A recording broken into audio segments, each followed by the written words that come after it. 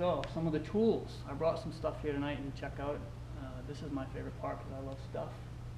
I'm going to cover all these topics one by one.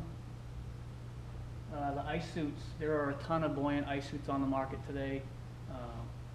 This year Clam came out with the lift suit, which is a really nice suit. It's actually, they've tried something a little different based on some research that they did, and they've added buoyant properties to the jacket, to the parka, and not the legs. And what they've added to the legs is drain slots, so the water drains out of the legs really fast. And the idea of that is that the water will drain out of your legs and keep your upper body, your core, up out of the water, and allow you to slide yourself up onto the ice easier should you fall through.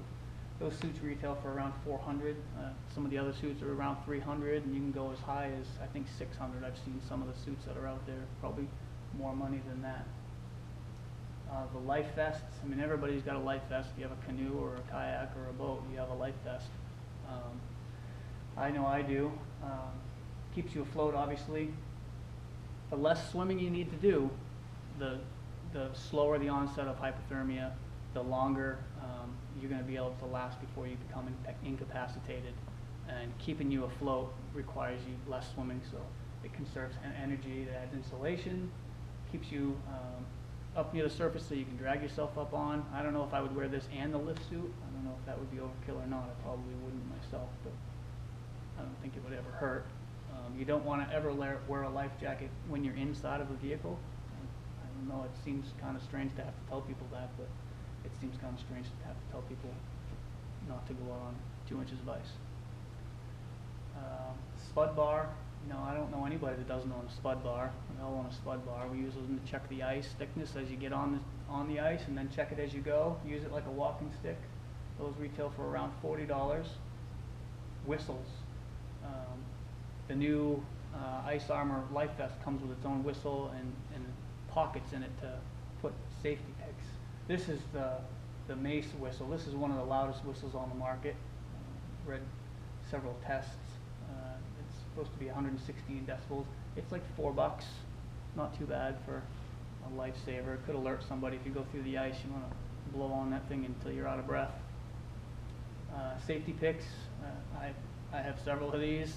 Clam's come out with new safety picks this year, and there's float, which I think is pretty nice because I know the old polar picks, they don't claim that they float. I'm not sure if they do or not, but Clams were designed to float, so if they're in a pocket and they fall out, they'll float.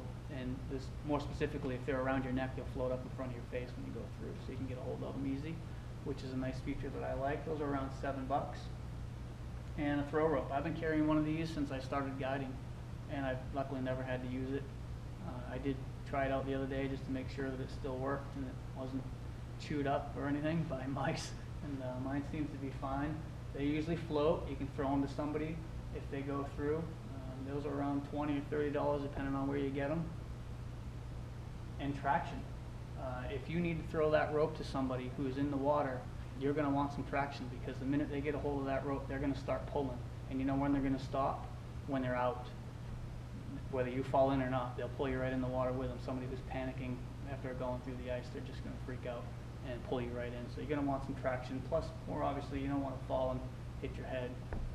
I've done that too many times myself.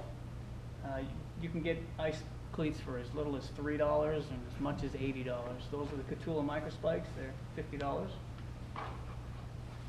And this is something that's new, and it's been tested by a lot of fire departments in the upper Midwest, and a lot of the ice team pros are using them. A lot of guides out across the ice belt are using them this year. They're attaching them to their snowmobiles. This is the Nebulous. This thing will support 1,000 pounds, 5 by 6, and it inflates with CO2 in 30 seconds. They're expensive. They're $525 with shipping, and it's $195 to send it to them to be recharged. But I mean, if you have clients, how big is it when it's not deployed? It's I think it's 5 by 16. Well, that big.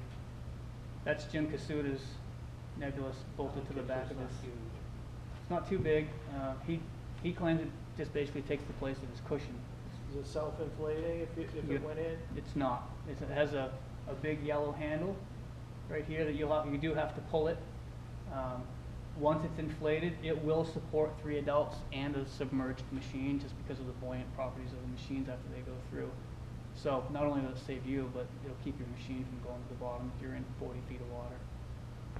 Pricey, but you know, I mean, when you're saving potentially up to 3 lives and your machine, it might be worth it. Too expensive, everybody says. I don't know if anybody's kept track of that, but I did the math earlier, and it's over $800 worth of stuff that you could spend on safety equipment. And you know, how much do we spend on other stuff? I spend money every single time I go out onto the ice. I spend money on bait and gas and fuel and licenses and you name it. It adds up. Yet we don't want to spend too much money on safety equipment because we don't get to use it all the time. You don't really want to have to either, though. It's a one-time purchase, though. You never have to buy most of this stuff. I mean, spud bars, I've had my share just because I send them to the bottom of the lake often, or other people do, but it's still cheaper than a funeral. So, recovery. First thing, if you do go through, you want to just catch your breath, like I talked about with that cold shock response. Don't freak out, don't panic. That hyperventilation that you're going to experience, it will subside in about a minute. You just want to catch your breath and immediately turn back the way you came. You know that ice is safe. You just walk there. A little bit of it might break off, but you want to turn back the way you came. Get your arms up on the surface of the ice. This is when you want to get your picks and dig those in because you're going to need to try to pull yourself up. Now, you don't want to panic, but you do want to try to get this done as soon as possible because the longer you're in there, the more fatigued you're going to be. And once that cold shock response ends, your muscles are going to start to shut down and stop working. And the longer you're in, the worse that's going to be, that incapacitation. Kick your legs, pull yourself up onto the ice. Now, a lot of people think that they're trying to propel themselves up over the edge of the ice, and you're really not. When you kick your legs, it's going to lift them up and make you more parallel to the surface of the ice and make it easier for you to drag yourself up onto the ice. And then just roll away from the hole. And don't stand up until you're 20, 30, 40 feet away from the hole, as far as you can roll. Just get away from that hole. The ice might have been safe just before you walked there, but now you've busted it through and you've busted it all up, so you've probably weakened it all around that hole where you went through. So if you're with a friend, you know, throw them the rope, find a long branch, but do not walk over and make contact with that person, because like I said, most people panic and they're going to grab a hold of you and they're going to stop pulling when they're out of the water or when you're in. That's just the reality of we're humans. That's just how we react. And then call for help with that big cell phone. I liked that picture, that's why I put it on there. Couldn't help it. And then get someplace warm and dry. There is one other phenomenon that's going to occur after you get someplace warm and dry. Your body temperature is going to drop another degree. It doesn't seem like much, but it is. It's a lot. And you could pass out when that happens. It's normal for your body to drop another degree. Warm, sugary liquids are going to speed your metabolism and help you warm up faster. That's a really good idea. And don't ever give somebody who just come out of the ice alcohol, because it's just going to speed the onset of hypothermia and make that all worse. If you're unable to get yourself out of the water, the reality of it is you want to be found. You can live for up to 2 hours under the right circumstances with hypothermia for an additional 60 minutes after you become unconscious in a lot of times. You get as much of your body out of the water as possible and try to secure yourself to something. They have found people frozen to the ice, whose arms were frozen to the ice, who are completely unconscious from hypothermia. They'd been there for over an hour and they were able to bring them back. So you at least want to be found after you pass out, because if you sink into the water, you're just going to drown, and then nobody will find you until spring.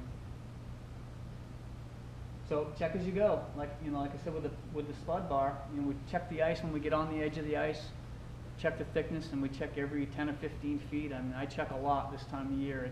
It's pretty sketchy out there, and one place has 4 inches of ice, another place has 2 inches of ice, and it's just not worth it. And once you establish a thickness, use that spud bar like a walking stick and listen for that sound, that infamous change in sound. Change in sound means change in thickness. If you hear a change in sound, you want to check, recheck, and just keep checking. Never assume the ice is safe. I don't know how many times I've been on the ice, fishing away. I see couple of guys pull up, they run down to the shore, they look out, they see me out there fishing, they run back, park the truck, pull all their gear out, and come walking right out onto the ice without checking at all. No idea what kind of an idiot I am. Did I just walk out on 2 inches of ice to fish? They don't know. Every now and then somebody will holler, but never assume that the ice is thick, safe, because most times you're going to go someplace that other people aren't anyways, and you don't know what the ice is like over there, you know, in that section of a lake. So check as you go and never assume. And always have a plan.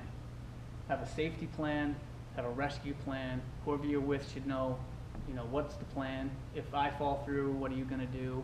I think most of my people that I fish with, my friends, know what to do if I go through, but every time I bring a client onto the ice, we have just a small safety drill where I explain to them where the throw bag is, what to do with it if I should go through. Don't just run off the ice and leave me out there. Throw me the bag and try to pull me in, and vice versa. And what's going to happen should somebody in our party go through. Always a good idea to have a plan. And be safe.